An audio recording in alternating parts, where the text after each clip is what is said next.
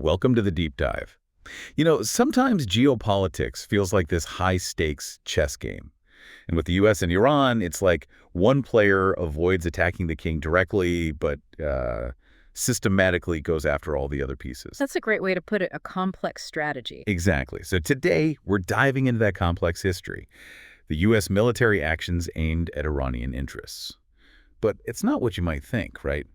Not full invasions or declared wars. No, definitely not. It's more about, well, limited strikes, covert ops, cyber attacks, things often called attacks on Iran, even if they don't hit mainland Iran itself. So the big question is, what specific events really show this U.S. approach, this strategy of engaging without, that full-on mainland conflict? Yeah, and it seems very calculated, a deliberate effort to achieve goals while avoiding a much bigger war. Okay, let's unpack that. Maybe start back in 1988.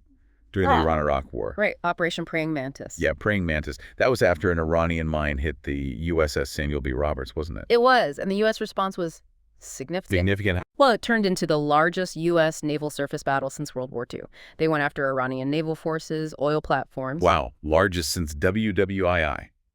But still contained to the Gulf. Exactly. Contained, but decisive. It showed a willingness to use a pretty overwhelming force, but within specific limits. It sort of set a pattern, maybe, proportional response, avoid wider escalation. Okay, so a powerful but limited naval action.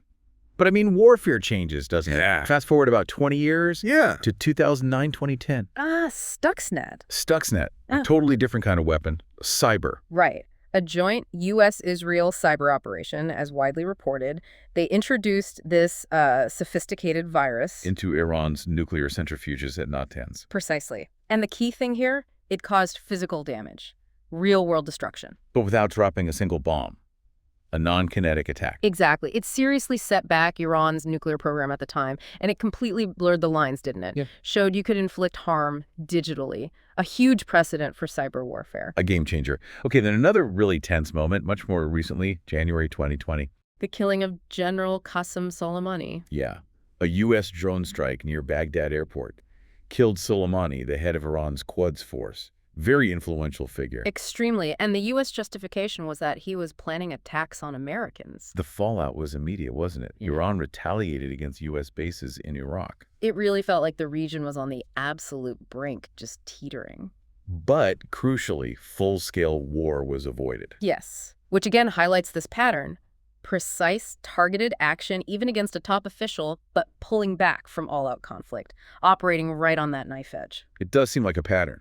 But these actions, while avoiding direct war, they must keep tensions incredibly high, right? Yeah. How does that square with weakening Iran's influence? That's the constant balancing act. And this continues, right? These proxy strike campaigns. Hmm. For around 2019 onwards. Mm-hmm.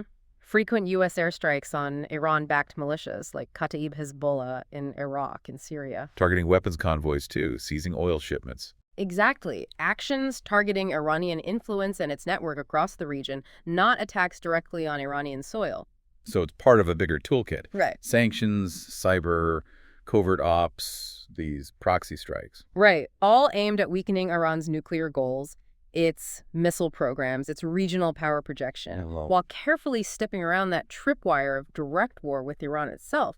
The geopolitical risks of that are just seen as too high. So when you look at all this, Praying Mantis, Stuxnet, Soleimani, the proxy strikes the common thread is avoiding that direct invasion or bombing of mainland Iran. That's the consistent pattern, yes. It's strategic, limited engagements, not total war. Which really makes you think. It does, and maybe that's the thought to leave with you, the listener. What does this whole history of, let's call them indirect or non-kinetic actions, tell us about how warfare itself is changing?